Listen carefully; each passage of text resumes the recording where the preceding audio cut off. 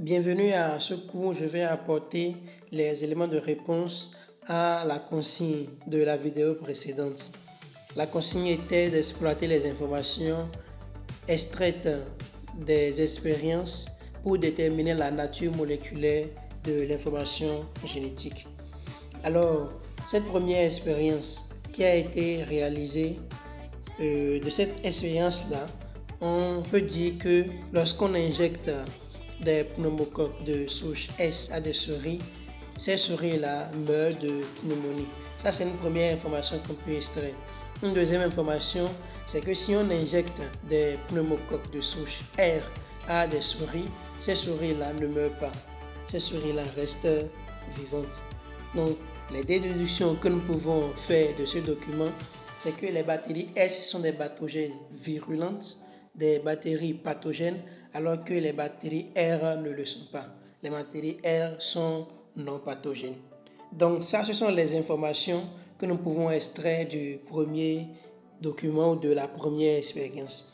Quand on passe maintenant à la deuxième expérience, cette expérience-là, réalisée par Griffith, et l'expérience de transformation bactérienne réalisée par Griffith, on peut dire que lorsqu'on chauffe une culture de bactéries S, ce qui les tue, et on injecte maintenant ces bactéries traitées par la chaleur à des souris, ces souris-là ne meurent pas.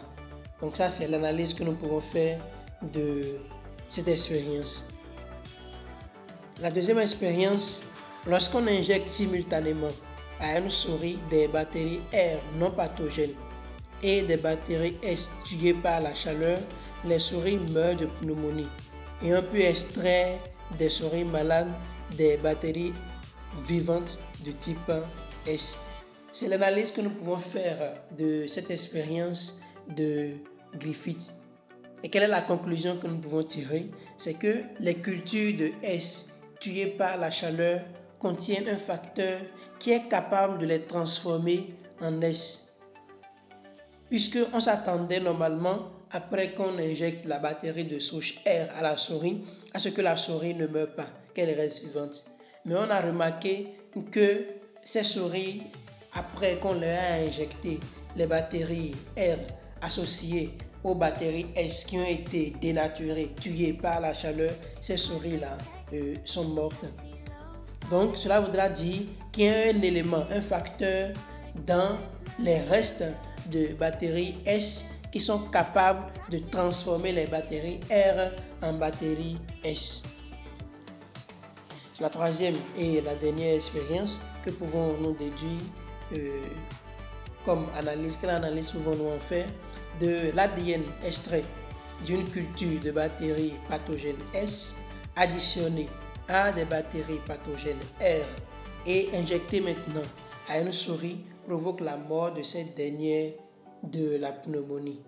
Et comme conclusion, c'est que le facteur qui est responsable de cette transformation des bactéries non pathogènes en bactéries pathogènes n'est rien d'autre que l'ADN.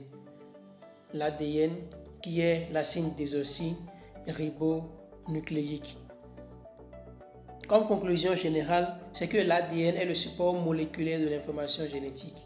Donc l'acide désoxyribonucléique est le support moléculaire de l'information génétique. Dans le prochain cours, on va faire un zoom sur la molécule de l'ADN pour voir quelle est sa composition chimique. Voilà, donc ne vous arrêtez pas à cette vidéo, mais passez également à la vidéo suivante. C'était le professeur Adebola Azambeme dans les éléments de réponse pour quelle est la nature moléculaire de l'information génétique.